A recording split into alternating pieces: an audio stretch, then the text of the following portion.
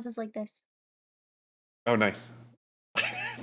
So I've been thinking about doing like recording a little bit of pre-show before we go into like the show. I hit record and then I was about to go through this spiel, and then before I had a chance to say anything, you were like, "Pink's nose is like this." Well, because he's in my lap, and so his nose is resting on my knee, Oh and that's what it looks goodness. like. Oh goodness. Crazy. All right, here we go.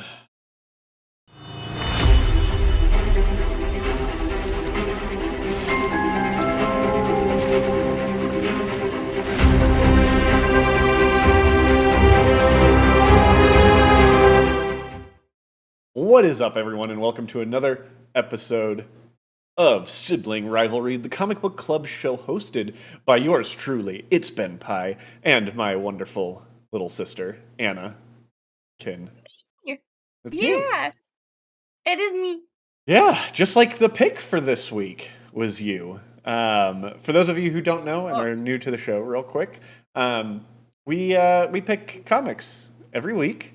We read them, and then we kind of do like a little review. We review the story, we review the art, we talk about whether or not we think it's a good jump on point for new comic book readers, things like that. So if you're here for the first time, welcome. If you're on YouTube, be sure to hit that like and subscribe button, just because I know, and Anna knows, you're gonna like it. Like, and you're gonna want to subscribe. exactly, because you're gonna want to know when every bit of new content comes out for Sibling Rivalry. It's because we're gems. We're entertaining. Gems. Yeah, you are correct. Yep. It's, the family that reads comics together stays together, right? I'm pretty sure that's how the slaying. That's how the slaying goes. So now we're Buffy also. Dig Yep. it. Dig it. Tell us about. So this was my pick, but do you want to say what our goal or what your goal for our picks this month were going to be? Yes, it's October, everyone. So I wanted to choose scary things. Scary.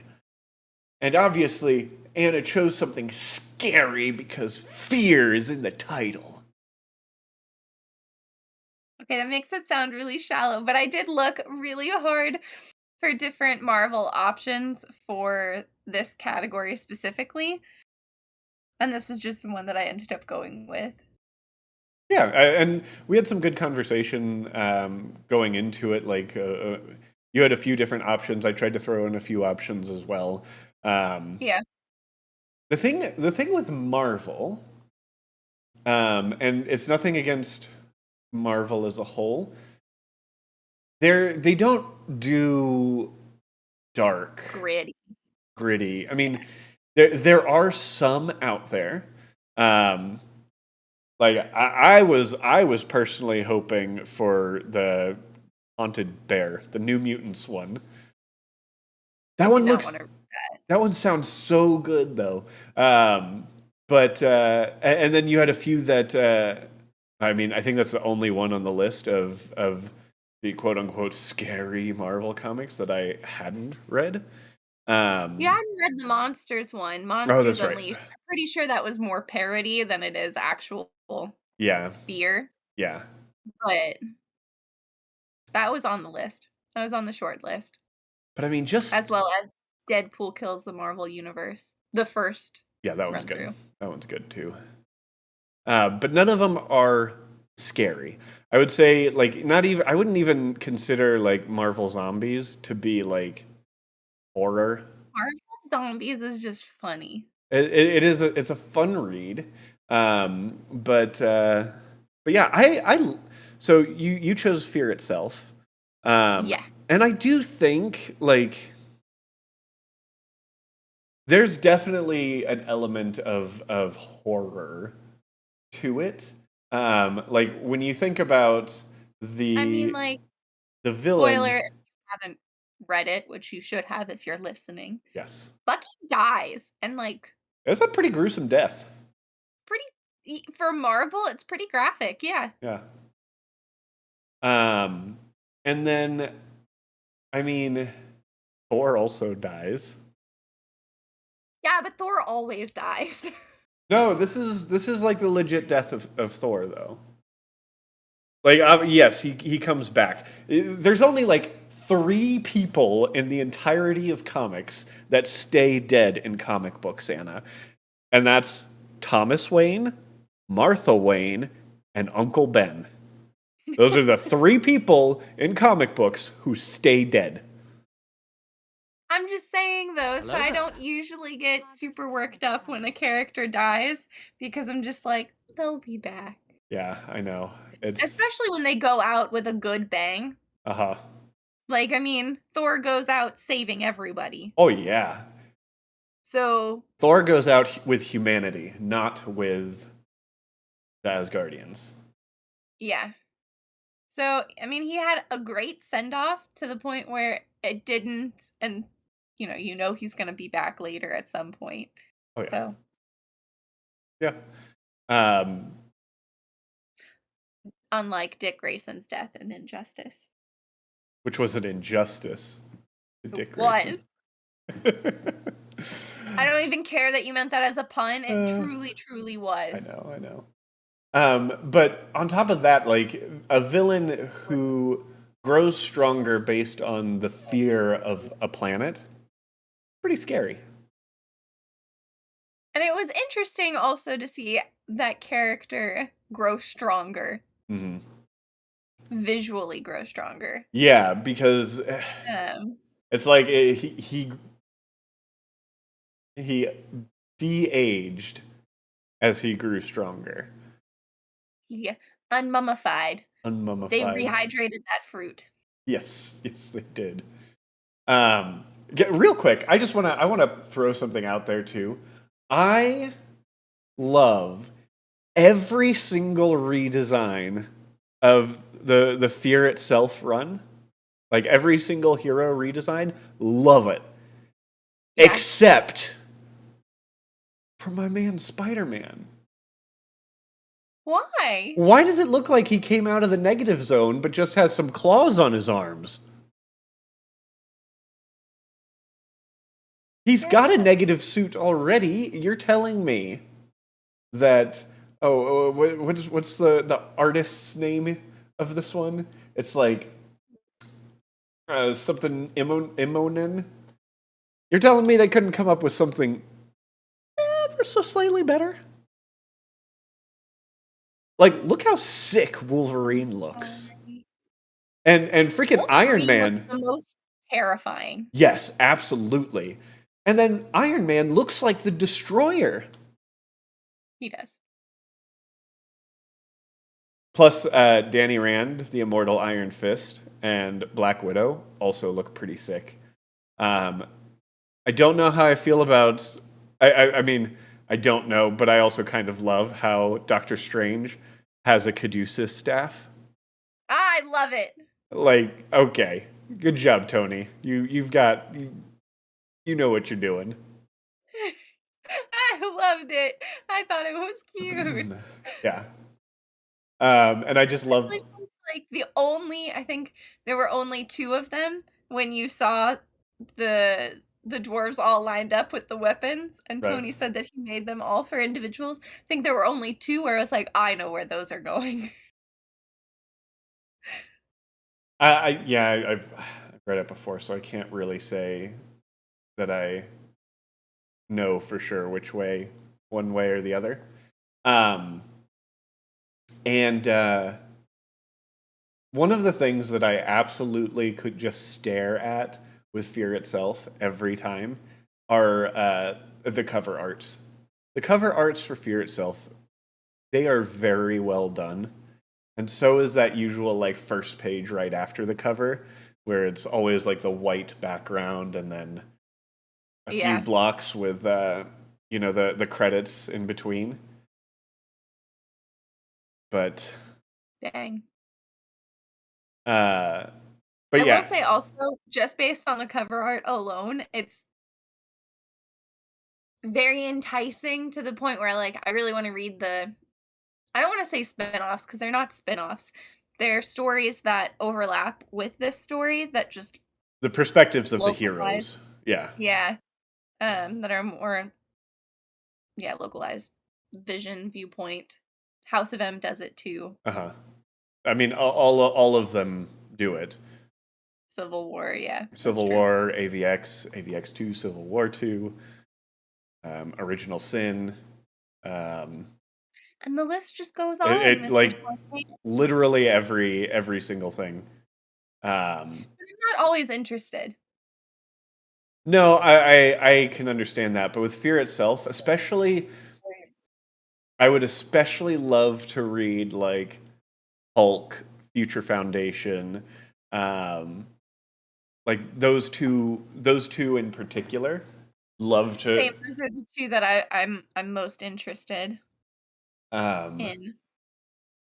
and yeah, I mean, I think the evil character designs too of They're so fun! they were a lot of fun, especially like Juggernaut just looked so sick. Juggernaut was probably the most terrifying looking to me, especially Uh-huh. when he opened his mouth. I was like, "Nope, don't like it at all." Do not want, do not Nope. want. Um, Ben Grimm or the Thing, also with the weird squiddy teeth things. Those though were some I think his was probably my favorite. Yeah, Yeah. it was a good one. And I always that's one of the things I do love about some of these crossover events is when the artist gets to have a little bit of fun on like redesigning characters, even if it does end up just being for that event. Um, Yeah. like again, they do Spider-Man so dirty because like when you look at Civil War now, like for the future, Civil War Spider-Man, the Iron Spider looks so cool, so cool. Never a huge fan of the Iron Spider. It's better than Fear itself, Spider. Okay. Um, I thought it was fun, but I do see what you're saying about his redesign, but the redesigns were probably my favorite Yeah. visual element. I thought there were strong visual elements throughout, but that was probably the thing that I was most excited for, especially when you found out that all of the weapons were designed for specific Avengers. Right. And once you saw the characters change when they picked up the hammers, which I also really appreciated the hammer designs. Each hammer had a different design. Uh-huh. Yeah, absolutely. Um, I also really liked that when it came to um, Tony Stark like wanting to imbue his armor with it, Yeah. how Odin's like, you know what you're gonna have to do, right? Like in order to. And he's like, yeah, yeah, yeah. He's like, okay, well, good luck surviving. Yeah. And he just jumps into the molten Uru, and And I yeah, mean that reaction too when they're like, "All right, go ahead." And he was like, "Oh, really? Okay. yeah. Second thoughts." And I really liked that. I always love when the super intelligent characters are literally talking to a god. Like the Yeah. ones that are like I am a man of science. Like your existence just really doesn't make any sense to me, but my science with your blessing, I feel like we might be able to do something. And I thought that whole conversation between Tony Stark and Odin, one of my favorite parts in the whole comic. It What? was there were quite a few. I mean, this is a heavier Marvel piece, but there were quite a few like humorous moments that I enjoyed. And most of them were all with Odin and Tony. Yeah, a lot of because it's that dichotomy between the two that are really good. But then there's also so many things that were just done so well in this book um, that I really just want to point out. I don't know if it was one of your I know it was one of your favorite panels. I don't know if it was your favorite, but this scene where Bucky dies and it's legitimately fading out to white. Yeah. So incredibly well done, and I absolutely, um, Heartfelt and like a yeah. sincere moment. Do you want back up? It's like you were following Bucky's soul up It was so the way that sad. it was zooming out and everything too. And I mean, not gonna lie, for a Excuse little me. bit I was like, this does not look like Bucky. So because, he's wearing The Captain America suit. the helmet too, or Yeah. helmet, but the hood. Uh huh. So I mean, every unique feature of him is essentially covered. Yeah. So Uh, I also love the use of color throughout. I did really like, especially, I mean, I felt like it was most utilized later in the comic for fighting and to Absolutely. set the tone with Hmm. that, which I thought was really well done, and the color shifts kept you engaged. Yeah. Hank, are you stuck? He went underneath the chair and he can't figure out how to get back. But it's so the last time I read Fear Itself was God so long ago. But it was a really long time ago. Before um, There you go. way before like the Infinity War or Endgame. Um, Yes, what's that? the movies. Yeah. Yeah. Yeah, this came out in 2011. I think I probably read it around when it came out.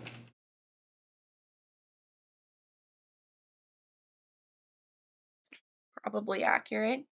Because that was when you first, I think that was also around the time when you had first gotten, well, no, I guess that was a couple years later because I graduated high school in 2014 and you got Comixology like the year before I graduated. Hmm. Yeah, this was like one of the first things that I got on Comixology as well. But regardless, read it then, and reading it now, it's so funny that I feel like um, so many of like there are a lot of Easter eggs in Endgame, especially that I feel like probably came from this book. I mean, one Cap's shield being broken apart. Yeah. Um, two, Captain America picking up Mjolnir, and then Yeah, I saw that and I was just like, I need to rewatch just that one moment. um, from um, Endgame. yeah, and then the fact that that he picks it up and says, "I knew it." Where Yeah, in the movie, Thor, as soon as he picks it up, says, he "I goes, knew it." I knew it. Yeah. So some good little references there. Um, yeah. Um, I think one of the cool things. So I talked about how much I love the covers of each issue.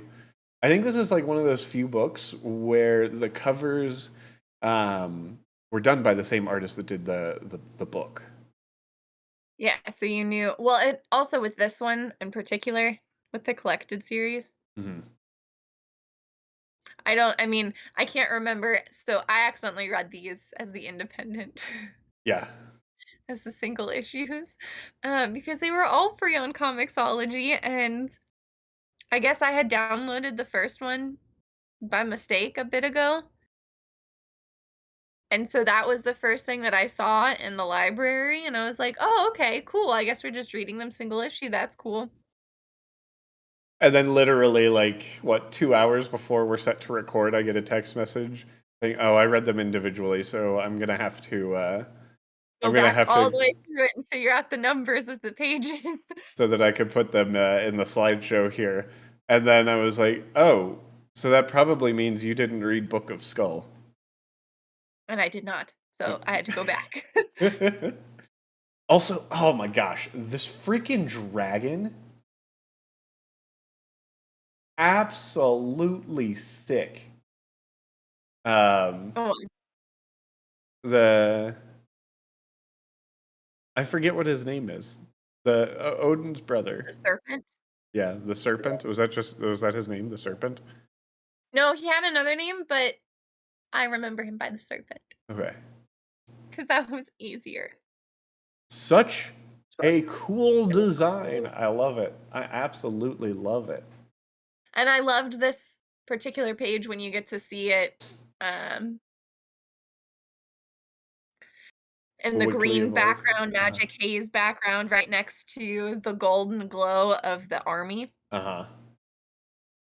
I really, really loved the colors on that page and how they told the story and the pop of the green, and then you get the super sad Thor's dead. Yeah. Um, Another character design that I really liked that I had like kind of forgotten all about was Heimdall. The way that Oh my they god, I know, I really liked overlaid like Heimdall. space in his helmet, so cool. When he had his sight, and I was like, Uh-huh. I feel like I either don't read enough Thor on my own, or this is something I have never seen before. So it makes me feel a lot better that you also are like, that was cool. Because Yeah. it was cool. It's a really cool way of portraying um what Heimdall does. Yeah, no. Yeah, Yeah. no. The Um character of Odin is just always super interesting because he's an asshole. yeah. It's And then he has so many really deep moments where you're like, I don't really want to dislike you, but I do. I yeah. do dislike you. Yeah, kind of the complete opposite of Hank Pym in the comics, who's a wife beater and abuser and all of that. Shockingly, But they don't bring that into the Marvel movies. I wonder why. But I, oh, I was like, why do you have that? But I see because you saved them all because you liked the covers and then the white, and that's what you were talking about. yeah, yep, I got you. I got you. I got you. yeah. Also, in the independent issues, it gives you those little character heads up. Like, these are the characters you're gonna see in the book, and these are who they are. Oh, uh huh. Yeah, they do that. That is one of the things that's cool about Marvel comics in those single issues.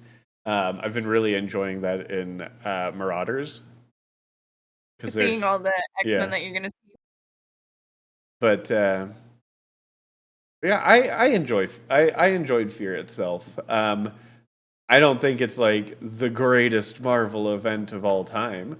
No, Um, exactly. So I'm like, I did enjoy it. It's just not one of those books that I think are gonna ever be one of my top favorite ones to read. I enjoyed our Thor read uh-huh. so much more than I enjoyed this one. Yeah. Not that I didn't enjoy this one, it just read like it's a Well, good Marvel story. and that's one of the things that's tough when it comes to these all-encompassing world events is that uh, because you're showcasing so many characters, there isn't a lot of opportunity to really, really give a highlight to anybody. And as much as I love these world events, I love Fear itself, I love House of M, I love Civil War. I love House of M. It's hard for um, it's not impossible, and some of these world events do better than others. Um, but it's hard for a new comic book reader to jump in and be able to be like, okay, I know all of these people, I know everything that's going on, um, and Which that's and a big reason why I was hesitant on picking this one was just for the sheer, like, background knowledge. I don't read Fantastic Four. I think the only recent or, like, more recent ones that I had read were the couple where Spider-Man works with them, yeah, but which I is think I've only essentially ever read, like now this time period yeah, but I think I only read 1 because or 2 issues, so Johnny I have Storm's no dead. idea what the little boy's power is that saved Ben.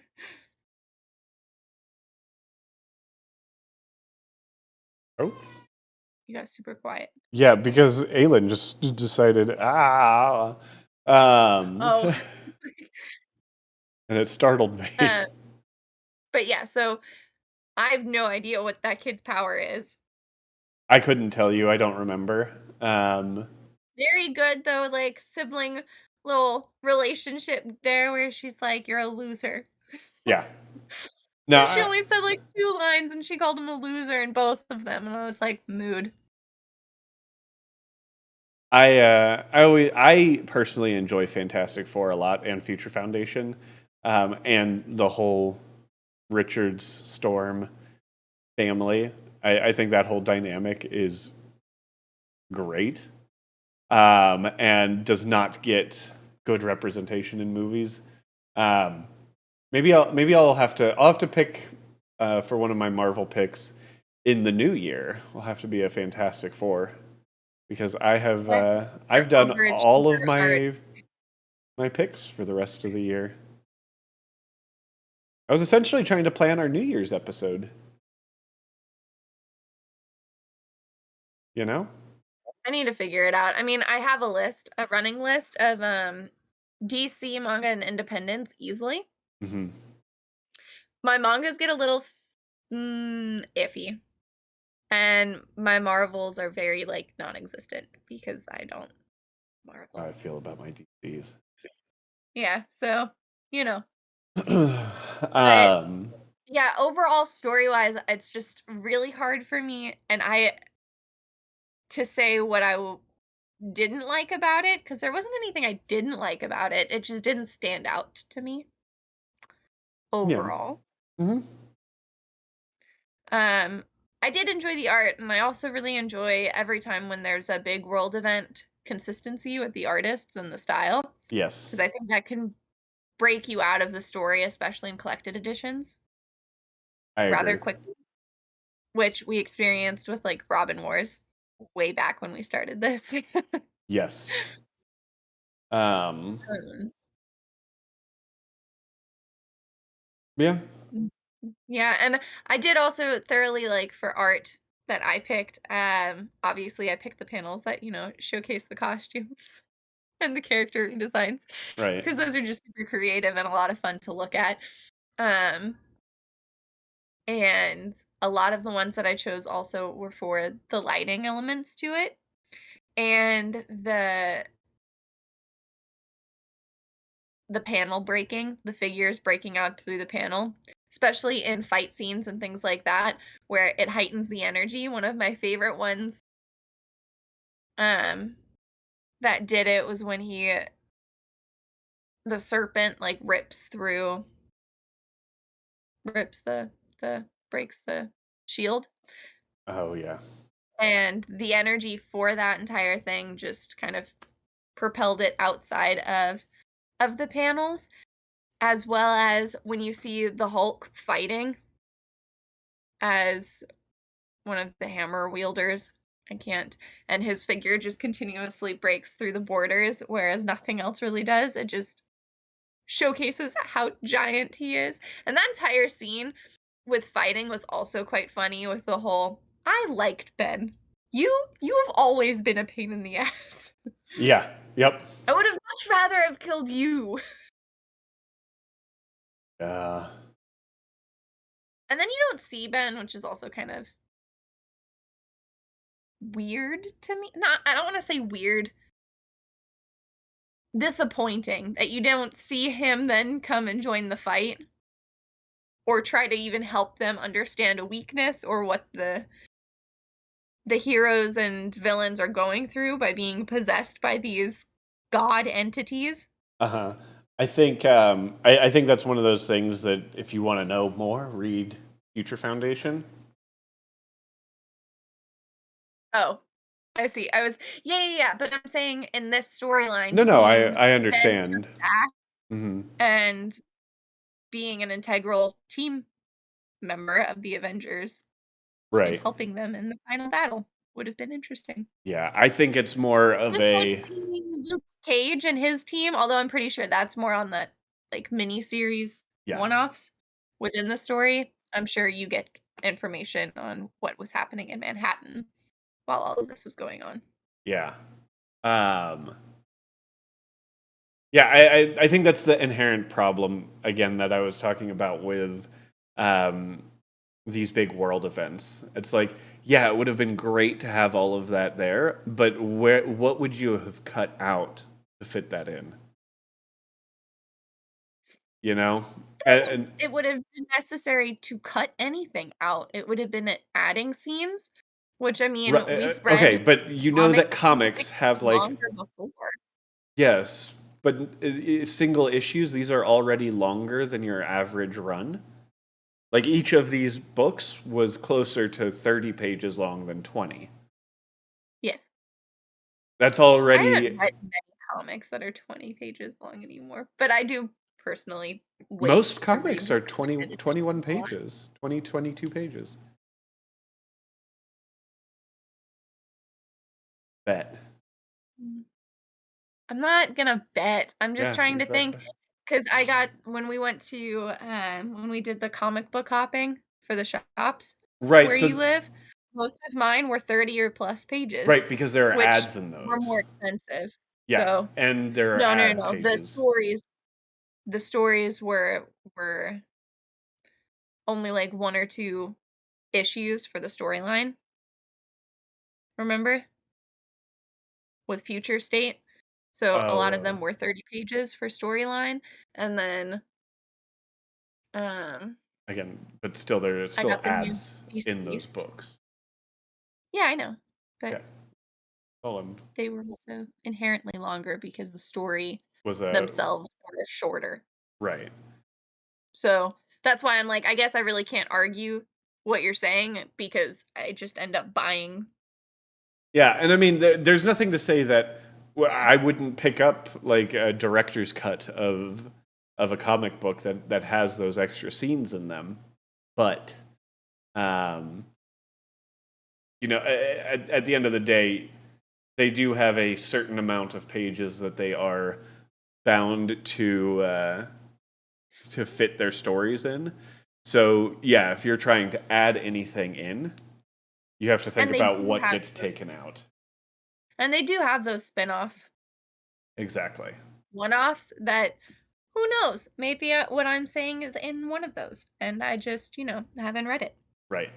And when it comes to these big world events, if there's something like what you're bringing up, it most likely is in Yeah, one of those spin-offs.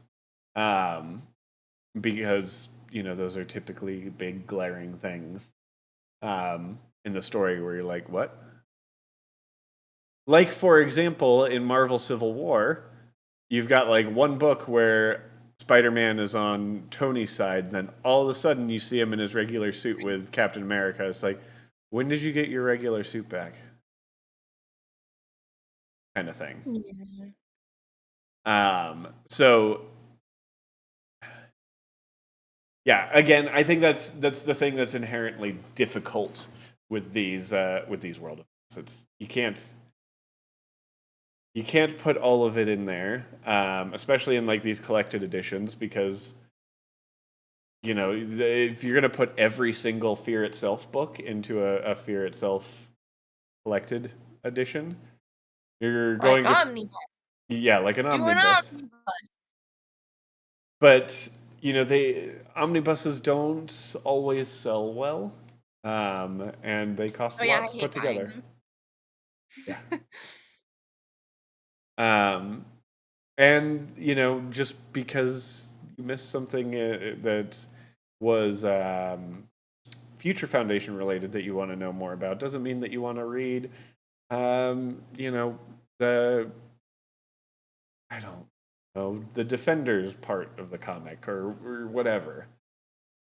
Um, No, yeah, I get it, and I more so I think those are just moments that, or those are things that make it a little bit more difficult for me to figure out my rating for the story overall. I will mhm. also say, just about the artwork, I didn't know about the prelude, and then the prelude ended up having some of my favorite, Some of your favorite art. uh, Yeah, it was a different artist that art. did the prelude, but But that made sense, that didn't break the story, it was all a flashback sequencing, or yep, the majority of it was flashback sequencing. exactly. So I didn't feel like it took you out of anything, and I enjoyed the coloring to kinda showcase a flashback,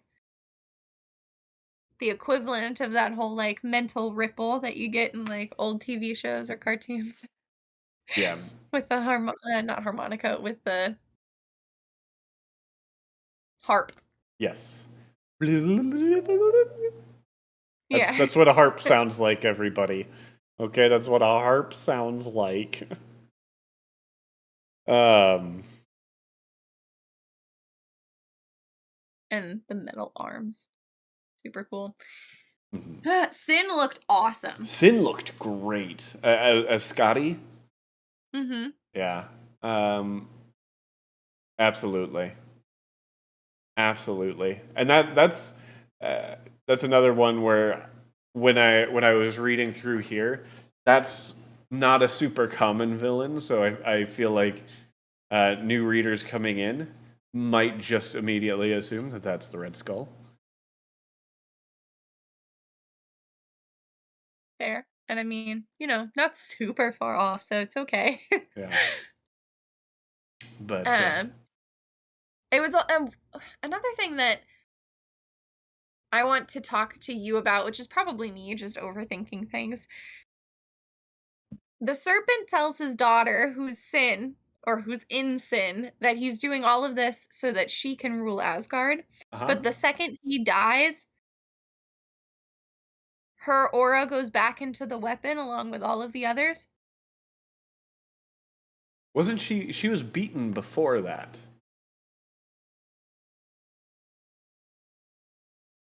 Was she? Because I mean, like, Well, so she was fighting Captain America, and then all of a sudden when he died, she went down screaming, and Cap was like, "Oh my god, she needs to wake up." no, you know what I think it is, Anna, is throughout the end of the book, it was going between um, the fight and the rest of the world kind of pulling their shit together and Mhm. not being afraid anymore. So I think during that, it's also signifying that because the serpent was being defeated, that there was no fear Okay. to kind of That's hold all of and their that power in. I did get that. I did, and so the lack of fear is what drove all of them gone. That is how How I you interpret it. yes. Okay. I did really enjoy those little moments of, like, hope and positivity that were happening simultaneously with the battle. Yeah. Very cinematic. Uh-huh. I froze in a beautiful way, Yeah. so it's okay. Like you could see it in your mind, like if the Marvel Cinematic Universe got like took over it, how Yeah. the sound of battle would start to kind of fade out and you'd hear these news reports going on in the background of you know Yeah, and then the tide of the battle would slowly shift, and yep, it would be beautiful, and I love that for storytelling and then when all in you're the reading a background the comic and whole you completely see bah, the bah, movie unravel. bah, bah, bah, bah, bah, bah. That's how it would. That's how it would go. Right. Yeah. You're you should have been doing, special effects and Bah, scoring with your bah, bah, beautiful bah, voice. bah, bah. All right. All right. You Also, stay down there. real quick, just because it keeps popping up, in the on the page before they show Bucky's armless dead body, um, Odin looks absolutely terrifying. I picked that one because I really liked how he read. And I really loved also the Iron Fist moment Uh in the huh. background. Yeah. That was just super cute. There are some. But and I mean for this style, the Odin in there was had beautiful detail for Yes. this style. Uh huh. Uh huh. All right, we should probably get into our ratings. Really? We're hitting Oh wow. that 40-minute mark. I'm sorry. Okay. It's story first, so that's you first. I froze Yes. funny again. That's okay. You're good. Sorry, it's because um so like I was saying, like it's not the greatest world event that has ever happened in Marvel history. Um but it is a good one. Um I would recommend this probably before I would recommend AVX 2 or Civil War 2. Okay, well those are all Um, sequels. I might also recommend it before Avengers vs. X-Men, just because, like, Avengers vs. X-Men, while great, there's a lot going on in that. And Um, there's so many things that overlap with that. yeah, and you're not just having to combine the entire team of the Avengers, but all of the different mutant teams on top of that. So I think this one's easier to swallow, but it's not like awesome. It's good. So I give story on it a 7. And I give it that now really liking Thor a lot more. I think when I first Yeah. read it, I don't think I would have scored it as highly. Um, but I like the character of Thor a lot more. Um, you know, especially Post read. thanks to the God Butcher. Still need to I love read that God Bomb. story. I need to read God Bomb still, or God War, or whatever it is. Um, but yeah, so 7 I think is a solid score for it. Um, I would recommend it to the people. If people wanted like a world event to kind of wet their whistle in the Marvel universe, that's not a terrible one. I'd probably push them more I always towards. recommend House of M. Yeah, House of M is really good, and I typically lean towards uh, Civil War and Avengers vs X Men, just because if you're gonna pick something up to try and figure out what you want to look at, those are good ones. But Hmm. House of M is as well. Yeah. You know what? I think I'm actually I'm gonna give it a 6. I'm gonna give it a 6 just because there's so many. Like, really thinking about it, there's not a lot of books that I would. There's not a lot of people that I would recommend this book to, comic book lover or not. Yeah. I I struggled really hard coming up with a score, and I felt like I didn't really have solid reasons to give it a lower score other than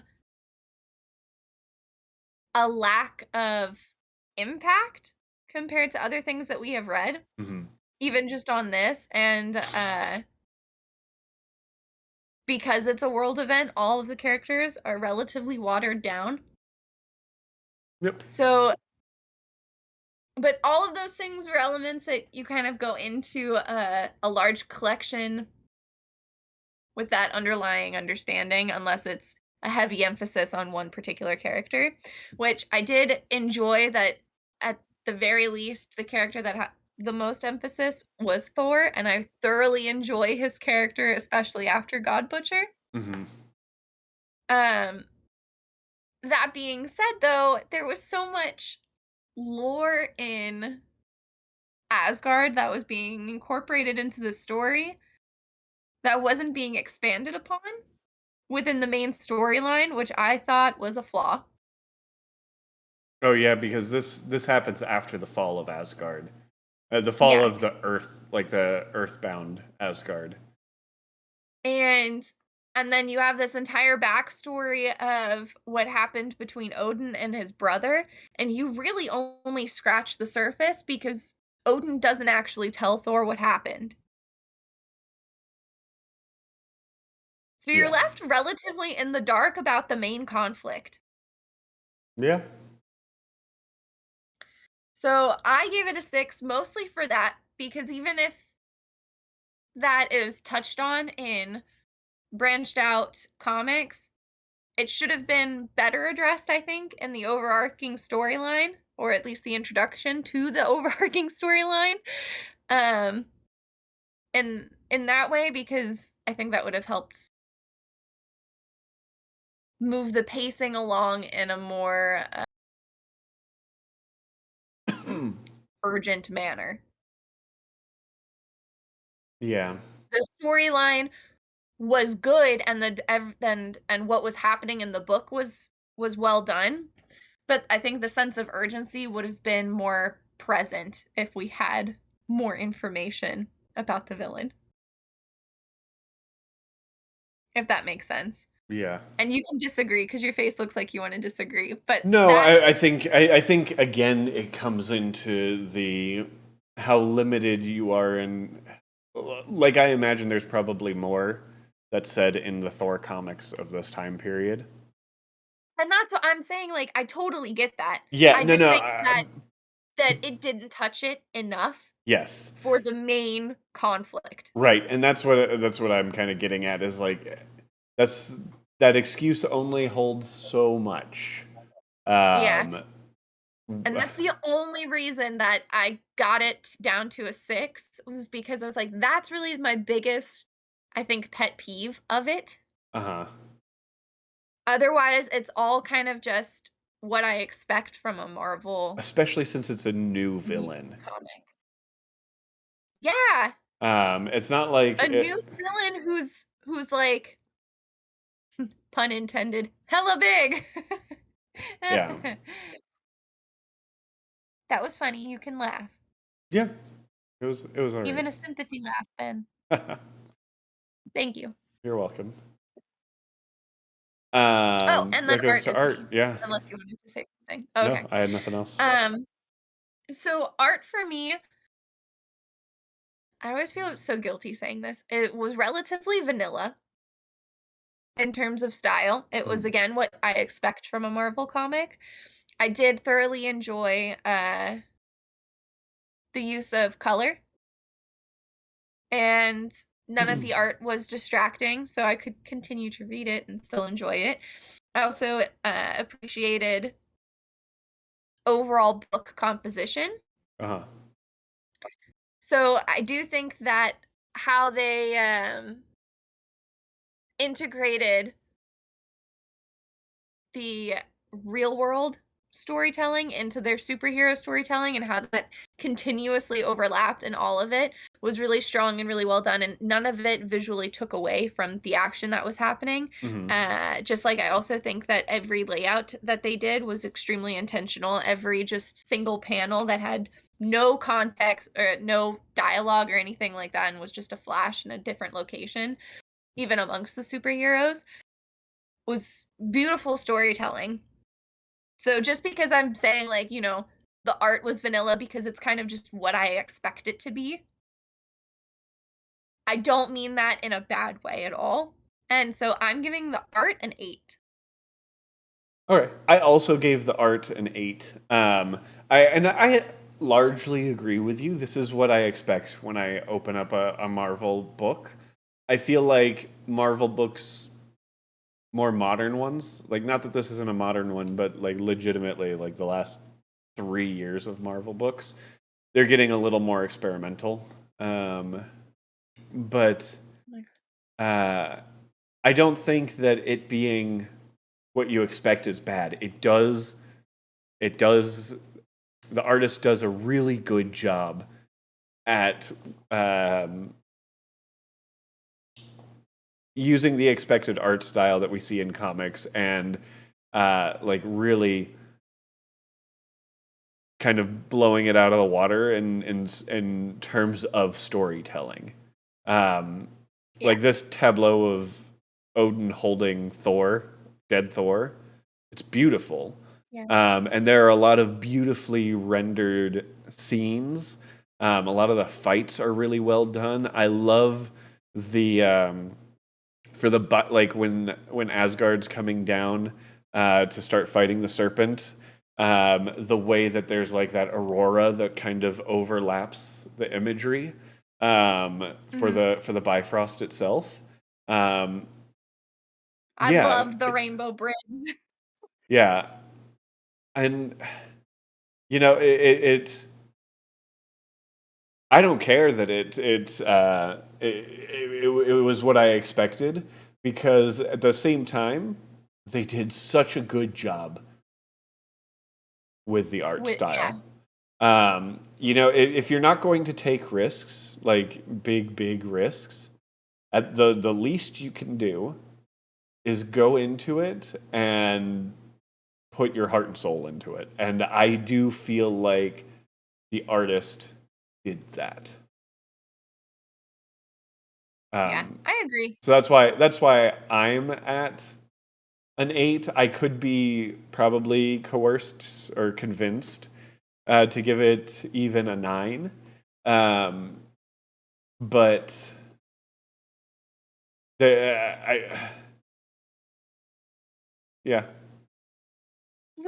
I could be convinced to give it a 9, but for the most part, my initial thought and kind of review of it is an 8, and I think that is perfectly reasonable for it.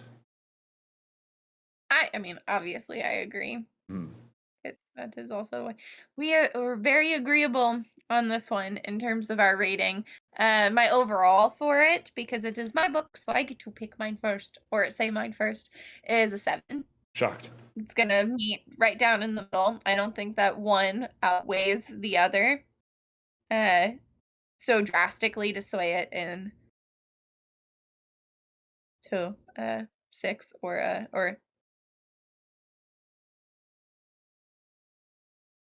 yeah, into a 6 or an 8. I had to rethink about what my story was because I don't have my notebook right here and my phone just slid into off mode, but or died. um yeah, anyway. So 7. Ben? Also 7. Um, yeah, I mean it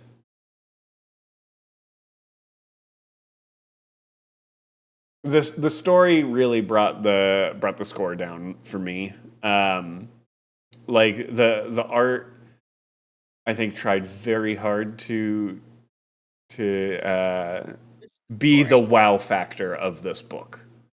I don't think the story was the wow thing of this book. I mean, especially when you look at it and you're like, "Oh, I made this stuff. It's going to make you look different." By the way, so Which is it exciting. is exciting. It is exciting, but and you can't say that I'm wrong. It's exciting, but it It is a it cop out.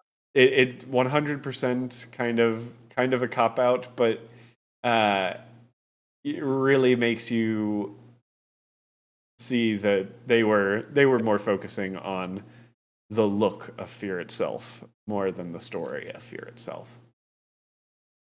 And I that's okay. agree. It's a fun one to look Yeah. at. So that's why mine is Like, be a the fun one 7. to see people do it at Comic-Con or something. Yeah, exactly. Or to sell, oh, here's the first appearance of Fear itself Wolverine.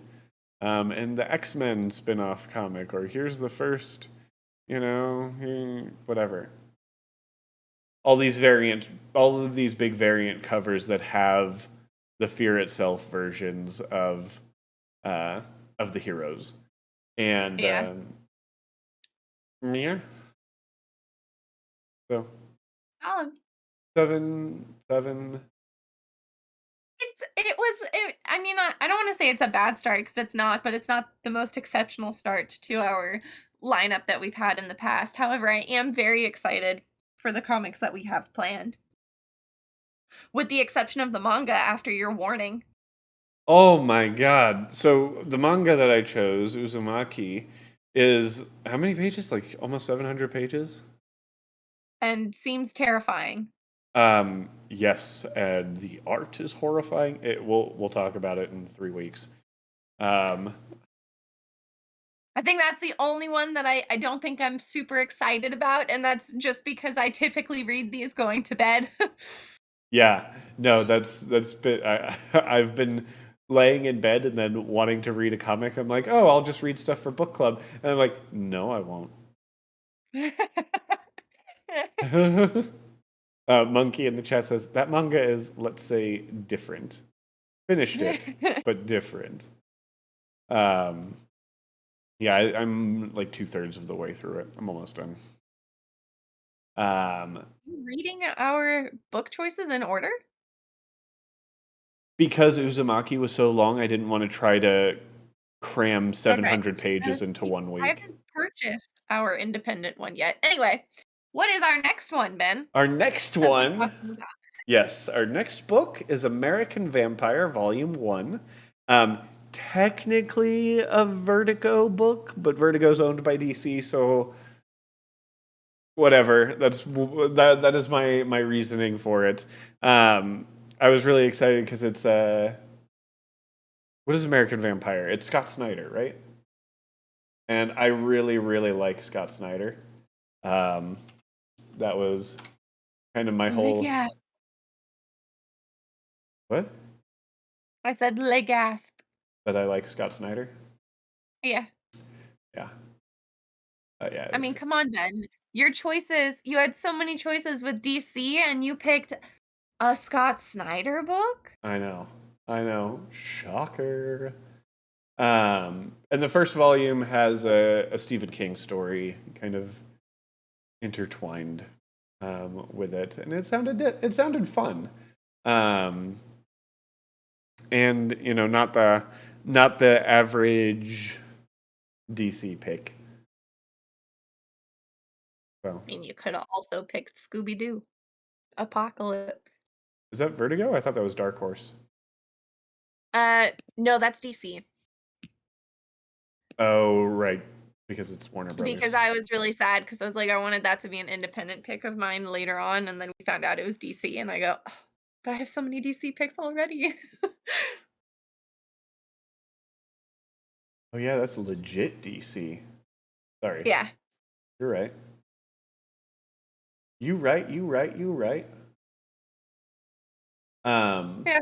But yeah, so American American Vampire. Vampire for next episode, next issue.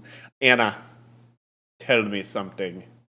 Where can people find you on the internet? I'm on Instagram. I have two accounts. I have an art account, which is ariddick_designs, and I have a personal account that I don't post too often. It's mostly of my dog, and that is Anna_Riddick. Very creative in the names, I know. Mm-hmm, You're welcome. mm-hmm, mm-hmm. Then where can they find you? Well, they can find me everywhere. It's Benpai, ITSBENPAI. That would be on the Instagram, the Twitter, the Tik. Well, I don't really post TikTok on my own TikTok. Um, the Instagram, the Twitter, the Twitch. All of those places. Of course, you can I also. geek sir. What's that? Nothing. Whenever you talk like that, it makes me think of bar talk. And then I geek her, I sir. give her a ya and a hi ya, and then I geek her, sir. Um, That needs to be a and then onesie of in this world. course, Of course, you can also find all the things sibling rivalry related at itsbenpai.com/comic book club. And of course, that means our Instagram, Shalom-Aste Comics, our TikTok, Shalom-Aste Comics, where both Anna and I forgot to post this week. Oops. I promise we'll get better at that. I mean, Yeah. last week there was a lot of stuff going on. This week there was still a lot of stuff going on for Yeah, me. this week I started my new job, and I have been struggling to find a nanny. So those we're gonna get better. And I have some short form comic book rants planned for TikTok and YouTube Shorts and Instagram. I guess it'll go in all of the places. Um, the first one's going to be all about alcoholic Thor in Endgame. So good stuff. Which, if okay, because I've been sitting on this for so long. If any of you have watched our first, what was it, tier list? Uh-huh. Okay, and Ben put Valkyrie in the IDK column. I have vehemently argued my viewpoint on that, the day after we recorded. Yes, she And argued it because I didn't agree with her immediately. you didn't. I did agree with you after you explained yourself. I was like, oh, yeah, Oh, yeah, okay. yeah, yeah, but I was getting heated up because I was going on a rant around the house. I go, "No, we did that bad. We Anyway, did that guys, you can wrong." find that whole rant on our second tier list video because it's on there where she goes down this whole rant. So, guys, until next week, keep your poll lists full and make sure to read American Vampire for Spooky Dober time. And until American Vampire, Shalom-Aste. Okay. We did it.